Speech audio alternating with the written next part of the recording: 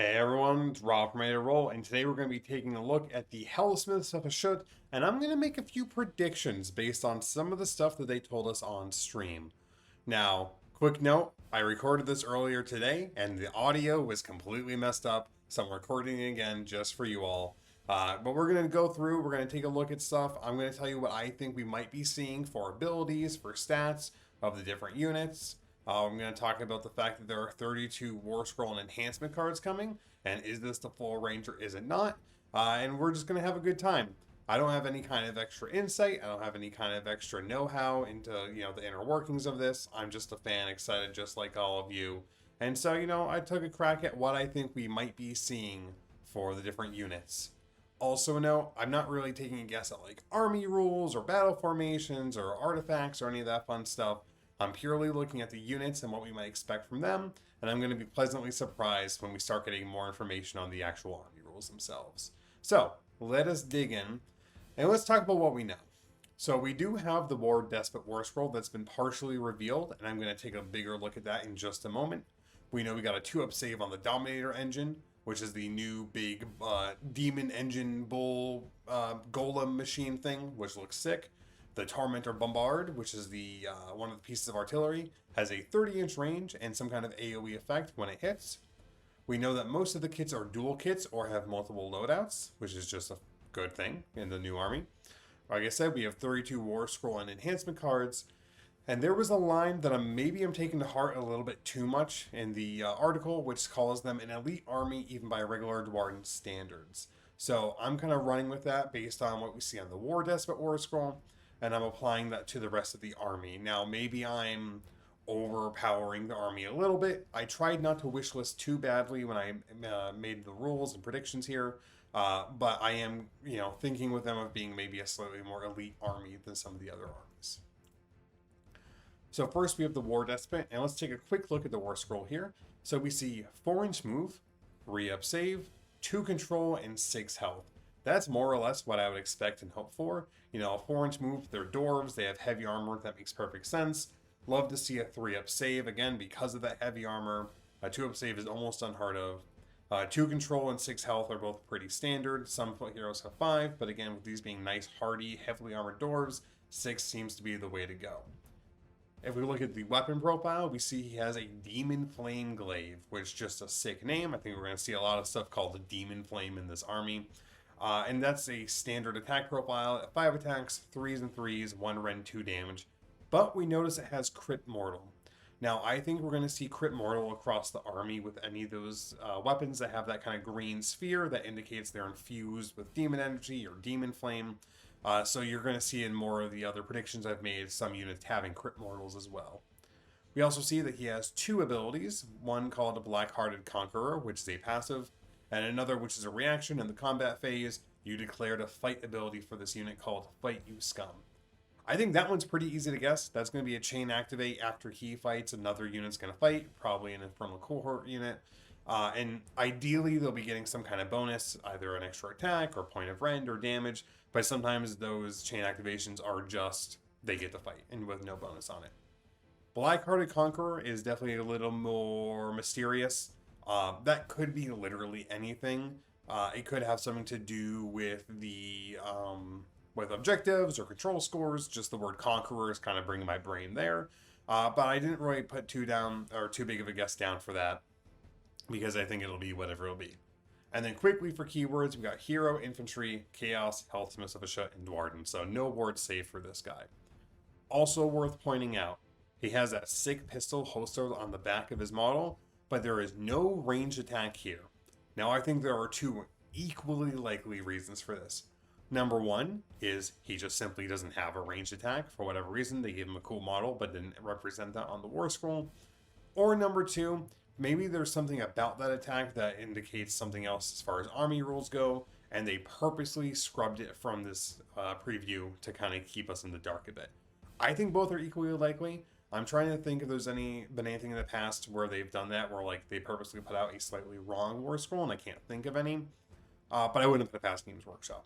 Regardless, even if he doesn't have a ranged attack, or even if he does have a ranged attack, I don't know if this guy is super inspiring unless, some of the other units that he can chain activate with are like really good. Like if he can go with bull centaurs and they hit like a truck and he can again give them some kind of buff, maybe you bring him purposely for that. Just kind of let them strike even harder. But beyond that, beautiful model. I'm really looking forward to painting this guy. I think the reason they put him in a launch box is maybe because you're not going to take him too much, and it's a way to get people to get him and get him on the table. Regardless, looking to paint it forward to painting him up. Then we have the Infernal Cohort. These are our bread and butter. These are our infantry dwarves, and I think they're going to have a pretty similar stat line. They're going to keep that 4-inch move and 3-up save. I think we're going to see that being pretty standard. And then 1 control and 2 health. 2 health, I looked at a lot of the Fire Slayer scrolls, and a lot of them seem to have 2 health. It just seems right for the heavily armored infantry to have that as well. And this is probably a good point to note that I'm not putting points on my predictions. I'm just putting what I think the models might be or should be or what I think they could be. And then I would expect the team that's in charge of all the balance to balance them appropriately. So maybe there's a good reason why these guys will only end up having 1 health, but they'll be pointed appropriately. But I'm thinking they should have 2 health. Something worth noting that they mentioned on stream is it sounds like swords and spears, which are the 2 loadout options for this unit, are going to have different profiles. I think there's still a few units that have differences, but I know that a lot of the units across 4th edition got streamlined. For example, Mortek Guard, their swords and spears used to do something different. Now they're just 1 profile. Clan Rats had swords and spears and they were supposed to do something different. Now they're just 1 profile. So I think them giving a different differentiation, even when the rest of the game has kind of moved away from that, is actually good, though. Being a new army with limited units, although I do think there was a good unit spread, I think giving some options in terms of loadout is actually a really smart move, because it'll allow each person to kind of build into different strategies, even though the unit is going to be fundamentally the same. As far as what we might see, as far as the spears go, on the bottom there first, I think we're going to see 2 attacks. I think this is going to be a 3s and 3s army. Again, I'm clinging to that Elite Dwarden line that they had in the article. Maybe it's nothing, but I'm clinging to it. And I think we're going to see 1 rend for 1 damage, but with crit modals on spears. Or the swords, because they don't have that demon flame, they don't have that demonic energy orb in the weapon itself. I think they may not have crit mortals, but maybe there'll be an extra point of damage. Maybe there'll be extra rend, but it's still only 1 hit point of damage, in which case, maybe spears are the way to go. Be able to get an extra attack. I don't know. So I think we'll see 2 pretty similar, but slightly different profiles there. And then lastly is the Gong Hobgrass, which is also just MVP. Let's be real. Love that little guy. I can expect him to be either a token that either gets removed when you roll 1 on a save check. Maybe once you roll a natural 1 on a save, he just goes away and confers some kind of buff until then. Or maybe it's like a once per battle ability, where once per battle you can bang the gong, take the token off, he goes away, but he confers some kind of until end of turn ability. Maybe it's like a free all-out attack or all-out defense type ability. Maybe it gives him a ward save. Maybe it allows him to reroll a charge or something. I don't know. But I think that'd be pretty cool. Bang the gong. The Grok gets all shaken up, but you get some kind of short-term benefit from it. Okay, and now let's talk about the Tormentor Bombard and the Deathstreaker Rocket Battery. I'm just going in the order that the article was, by the way, in case you're curious. I'm thinking this is going to have a pretty similar base stat line to the cannon from Saves of Sigmar. 3-inch move, 3-up save, 2 control, and 8 health. Only reason I think this may have a 4-inch move instead is just because it's on wheels. That might help it. But I think everything else is pretty spot on for what I would expect. We already know the Bombard version is going to have a 30-inch attack. And I just kind of took a stab in the dark here. Something like 2 attacks, 3s and 3s, 2 rend, d6 damage. So it could do a good amount of damage, it might not. And then I think it could do something like on a d3, on a 2-up, you do that many mortal wounds to all enemies in combat range of the enemy that gets hit by it. Or maybe it's going to be some kind of debuff. Every enemy in combat range on a 2-up gets -1 to save until end of turn or something like that. So it could be a debuff thing. It could be doing mortal wounds spread out to the enemies around it. I'm really excited to see what that ability could be.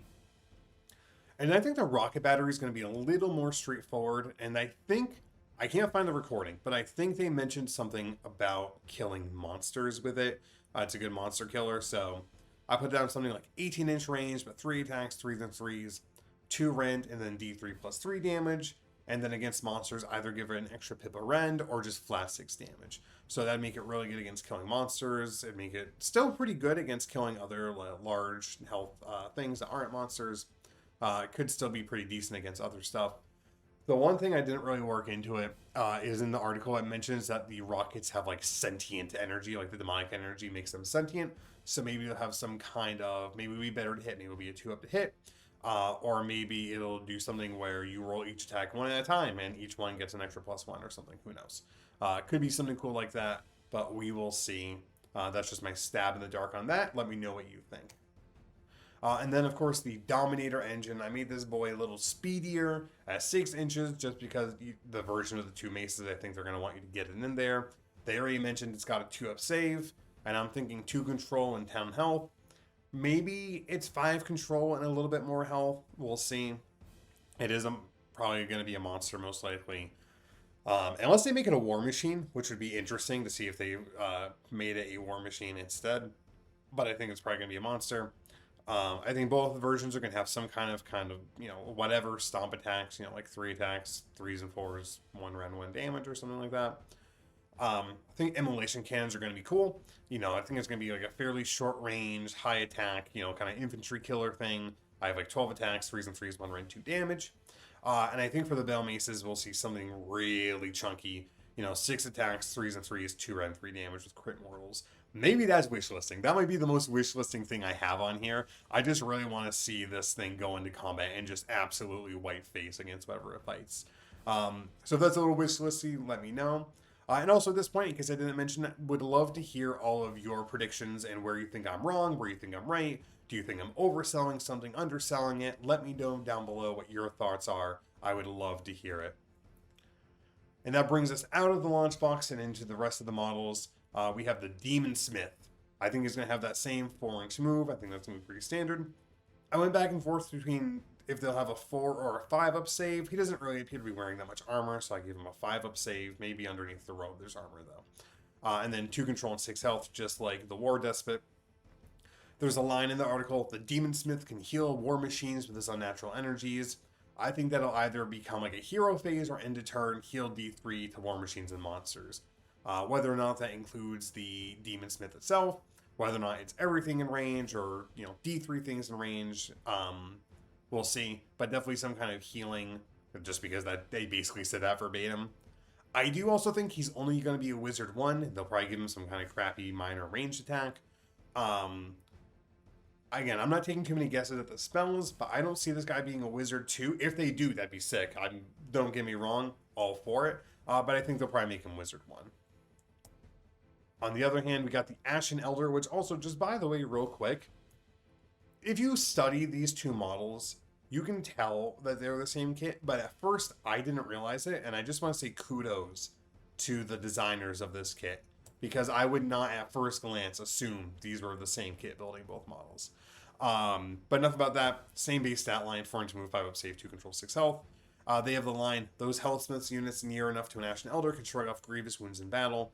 I think he's going to have some kind of 6-up ward bubble, specifically for Duardin, or maybe when they die, something happens on a 4, 5, or 6+, depending on the effect. I think he's going to be Priest 1.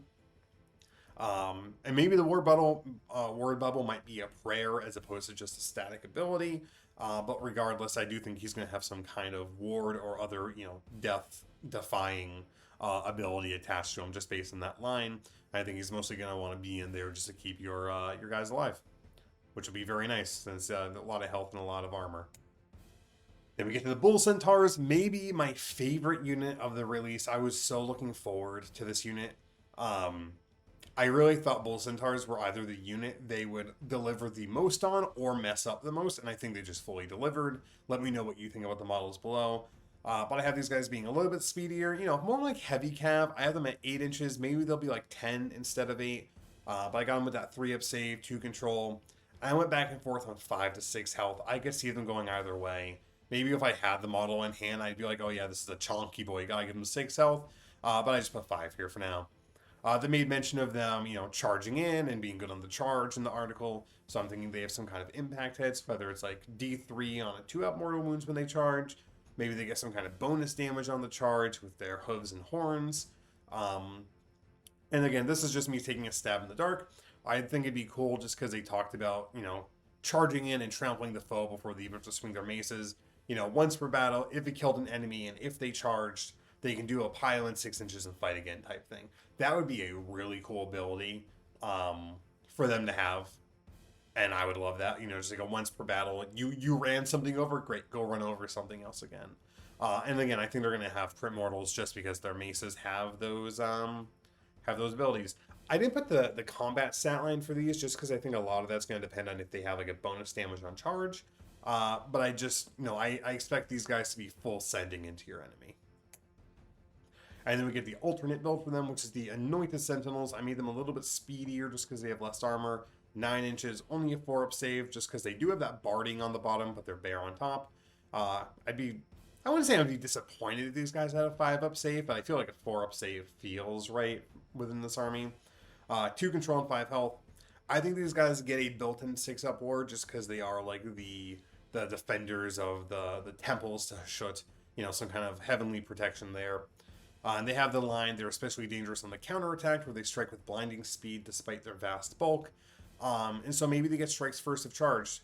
Or maybe, when they get charged on a 4-up, they hand out like strike last or something. Something that allows them to say, oh, you charged us, you're going to die for that. And again, crit mortals along the way. I think the idea of like a speedy defensive unit is actually really fun. And I'd love to see how that comes to life. Then we get the Infernal Razors. These guys I'm a little less sure on the stat line. I give them the same 4-inch, 3 save, 1 control, 2 health. But they only have like half as much armor on their lower half. Like, right, when you look at like their skirt, only half of it's actually covered in armor. So maybe these guys also bump up to a 4-up save. I wouldn't be too mad about that. And they come with these nice little like units of 5. So I'm thinking the Blunderbuss might have something similar to the Thunderers, where 18 inches, 2 attacks, 3s and 4s, 1 run, 1 damage. Maybe they could get crit mortals on those, maybe they don't. But I think the Flame Hurlers will definitely be like a shorter range weapon. 10 or 12 inches, 2d6 attacks. Although 2d6 against 5, that could be up to 60 attacks. So maybe it's just 1d6. I didn't really think about that until right now. 3s and 3s, no rend unless it's infantry, 1 damage. So I do think there's going to be something there. I think d6 attacks per makes more sense than 2d6. Pretend this says 1d6. I don't know what I was thinking when I wrote that. And then we get the hobgrass vandals. I don't know, man. I just basically took this. I looked at the hobgrass for the cruel boys, and I took the same stat line: 5-inch move, 5-up save, 1 control, 1 health. These guys are definitely going to be a meat shield or chaff. I don't think it's worth even thinking about what their attacks are going to be. Only thing worth noting is on the stream they mentioned that these are more heavily armored, and you can tell they're more heavily armored than the cruel boys ones. I don't think that gets them to a 4-up save, but we'll see. I think they stay at a 5-up save, and I think that they may have some kind of like tricky movement ability or something. It's maybe something similar to the Noblar and Ogre tribes, where you move within 6 inches of them, and then at end of turn or charge phase or something, they can deal D3 mortals. Something small like that. And then we get to the man himself, Tar, and then the generic Demon Smith on Infernal Taurus. I think despite being a flying thing, it's still going to be fairly slow. 10-inch move, maybe that bumps up to 12. With a 3-up save, 5 control, and 12 health, maybe that gets bumped up to 14. I think the generic Demon Smith on Taurus is going to be a Wizard 2 with some kind of bespoke spell on its War Scroll. Again, I don't know what that could be. I just think they would give him one. And then Tar I think would be a Wizard 3 with a different bespoke spell, as well as having the War Master keyword. I'm predicting the mounts will be decent in combat. Like, you're not going to want to put a dumb unit up against them. But I don't think they're going to be like a super scary combat monster overall. Who knows though? They absolutely could be. They could also, because they're infused with the demon energy, maybe their companion attacks have crit mortals. That'd be cool. But overall, I'm not expecting the either version of this model to be a melee monster. And that brings us to the War Scrolls and enhancement cards. So here's what we know. 32 cards total. I think we can safely assume 6 cards are going to be for Spearhead. In both the Index card versions and the Battle Tome card versions, it's 6 cards, 2 cards plus 1 per unit in Spearhead. So for Stormcast, that have 4 units and whatever one came in their set, it's 6 cards total. And and my ogre model tribes have 5 units and 2 things at 7 cards total. So I think we can take those out. So drop down to 26 for match play. The battle tome cards typically don't include enhancements. They don't have spells, they don't have battle traits, they don't have battle formations, any of that stuff. Or the index cards do. And those cards are also significantly bigger. Instead of being like little sideways cards, they're actually like pretty big vertical cards. A lot of them have a lot of wasted space. So we're not really fully sure here. So we know that we're going to have 13 to 16 war scrolls. The variance there is if the Infernal Cohort with their swords for spears get different war scrolls, if the Infernal Razors with the blunderbuss versus the Flame Hurler get different war scrolls, and then the Dominator engine with the Immolation Cannons or the Bale Maces get different war scrolls. If all those get different war scrolls because they want to give each version like different abilities, just kind of again further pad out the army a little bit more. That still leaves us with 10 cards, but at most leaves us with 13 cards. So 10 to 13 cards unaccounted for. And if there are enhancements, this could be battle traits, could be battle formations, heroic traits, artifacts of power, spell lore, and prayer lore. Just based on the size of the cards that you get for the battle tome packs, which again, it looks like that's the size of the card that was included in the preview for the War Despot. You can maybe fit 1 spell or 1 prayer per side. Maybe 2 if there's not a lot of text, but most likely 1 per side. Artifacts, you might be able to squeeze 2 on one side. Same with heroic traits. Battle formations, maybe you get 2 per side. And then battle traits would probably be a card, right? So between spell and prayer lore, that's probably 3 cards. Artifacts could be 1 to 2 cards, so let's say 4 to 5. Heroic traits, let's say 5 to 6. Battle formations, let's say 7. And then battle traits, 8. That's still 2 to 5 cards unaccounted for. But they can also go in a different direction, right? They may put like each heroic trait and each artifact on its own card, so you can just pull out the 1 of each in battle formations. So you can just pull out the 1 of each that you're using, and not have to remember, oh, which one on this list is it? I know that's not a problem for most people, but maybe that's what they're doing. In which case, you basically get 10 cards between battle formations, heroic traits, artifacts of power, and then, assume there's no double war scrolls, you get battle trait, spell lore, and prayer lore, each on their own one. All that said, who knows? I don't think there are going to be more models revealed unless it's terrain and endless spells. Terrain and endless spells would also nicely fill in that kind of mysterious, like 3 to 4 missing cards action. I don't know why they wouldn't preview them with the rest of everything else, but that is the only other thing I could think of. So I don't think we're getting more models. I don't think we're getting more units. I think we've seen what we've seen. Maybe there's terrain and endless spells coming. Maybe they just weren't ready for any reason. Who knows? Again, that is it for my predictions. Let me know what you think down below. I'd love to hear what you think I might be on base on, what you think I'm way off on. Tell me how dumb I am. If you're from the future, tell me how wrong I was about everything. And just let me know what you're excited for. What unit are you most looking to painting? Which units are you most looking to getting on the field? What rules do you think might be coming for the army rules or the battle formations or the spells? Let me know. I'd love to hear about it and talk with you all down in the comments. And while you're down there again, give the video a like, subscribe if you want more content. Happy to always have more people watching. And also, join the Facebook group, linked down in the description below. We are a small but growing contingent of Helsmiths of Hashut, and we'd love to have you among our ranks. But that's it for now. I'll talk to you all later. Take care.